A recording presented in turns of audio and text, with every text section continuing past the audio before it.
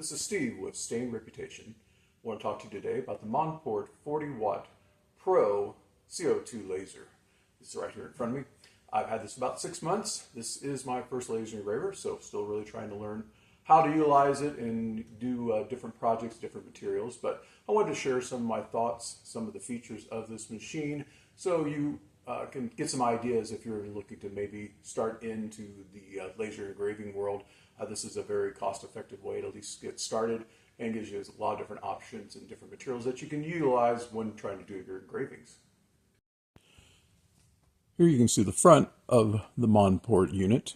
It has a control panels over here for display for water temperature and the board temperature in the system. It does have a nice big emergency stop in case something goes awry. If you have a fire, you can hit the stop. That'll stop all activity within the machine. It has a reading for the power is coming out, and also has where you can adjust the power for the laser beam, and also a test fire if you need to check your mirrors. Pretty straightforward, pretty basic unit. If you look inside, the bed is about the size of a sheet of paper. It's just under 12 inches by 8.5. So can't do really large projects, but you can do quite a lot of different things. You can see I've kind of modified mine a little bit by adding some squares, so it helps me get the idea where the corner of the engraving would start, so I can help register materials in the machine so that it can be set up easy, and repeatably. This laser has a few things. I've taken it out, but there is a panel that goes on here that gives you a total flat surface across here for your engraving, so you have an even level for everything when you put material in here, so it stays level and your engraving will be the best. This little panel is normally held in by screws and is removable so that you have access to a little deeper pocket here in case you're doing something a little taller. You still have access to do that. There's also a spring clamp in here, allows you to hold down materials as you're doing the engraving so they don't move. Also, I have mine set up where I took the screws out again to allow for the whole plate to be able to take it out of the system. So you have access for deeper items that you want to engrave, and also includes, it helps for when you're doing anything with like the rotary here. Allows you the depth to put in like a tumbler and be able to still engrave it fully as it spins. A couple of features that are more unique to the Pro version of the 40W laser from Monport is the adjustable focus on the laser head.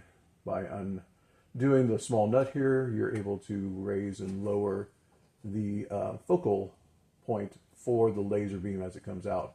This helps with the different thicknesses of materials, allows you to have a lot more flexibility on what materials you're using within the tool.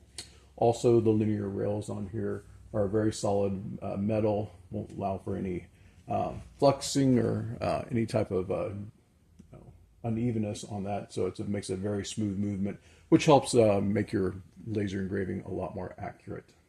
Final feature that is, I believe, only found on the Pro version of this is what they call a crumb tray that's underneath that allows you to pull it out as you do different cuttings and different materials fall down. You can pull it out and clean it out.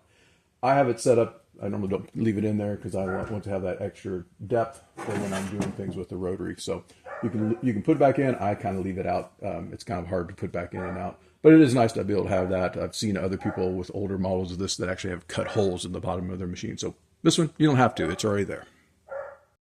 Now with the machine on, you can see the displays. You can see there is a nice light inside. I've also added an additional light in the lid just so I can see it a little better. And you can also hear the fan. It is a little bit noisy, I'll have to say, but it does good as far as distracting the dust and smoke that comes out when you're doing engraving and cutting and things like that. So right now I'm going to set up a quick project.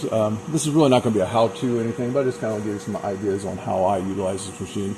I have some anodized aluminum business cards that I like to, when I sell something or give out to my friends so they can think of me when they want to do different laser engraving items. I've made a quick little form to hold the cards in place so it's repeatable. It's made out of just like foam board. So I'll place it in my corner that I kind of set up here. We'll place the card in the cutout I have.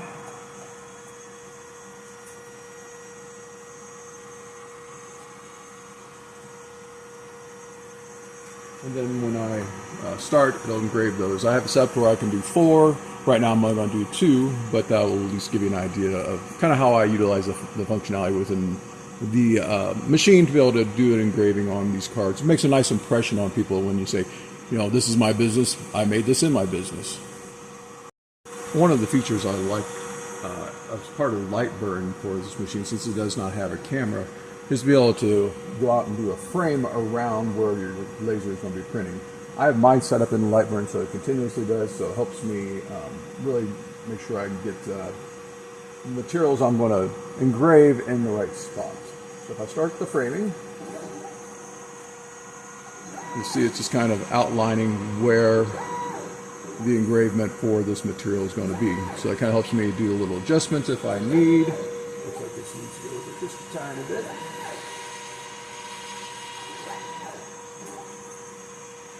And then if you're happy with that, we'll stop this and we'll start the engraving.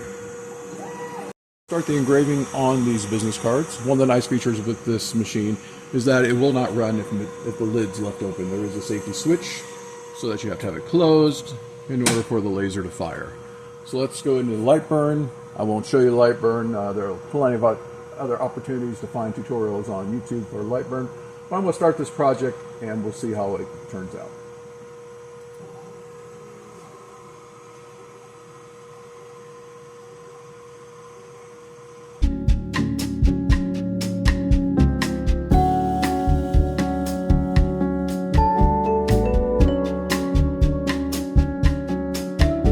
All right, the machine's done with the engraving. Let's take a look, see what these cards look like.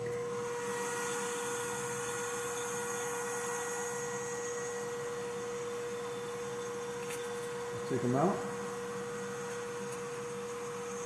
They still need to be cleaned up a little bit, but all in all, I think it did a pretty good job as far as doing the engraving. It looks really nice on this material. You can really read the lettering, and it does that fairly quickly. It took about 2 minutes. It takes about a minute each one to do these. Here are some examples of different materials and different projects that I have utilized this machine as far as engraving for friends and just for general entertainment as a hobby. You can see you can do a number of different things in wood, up to a very small little item here for Happy Easter. Very small, but it did a very nice job of cutting that out of a very thin material. You can also engrave pretty deeply into different signs. I've done this one recently. Plan on painting it to bring out the lettering within that, but it did a good job. Also, for like a charcuterie board, word I can't say very well, but you know, I have a little graphic in there and also be able to add some wording into that. So I think it came out pretty well as far as, you know, seeing the versatility of this machine as far as doing different materials and different engraving styles. You can also do slate coasters. That's one of the more popular things to do. I've done these for several of my friends. Also sold a few sets of these. They come out really nice. The laser does a great job of engraving on that material, on this material, and it comes out you know, very striking where you can see the design easily on that, and people really have enjoyed having those as gifts. You can also do acrylic.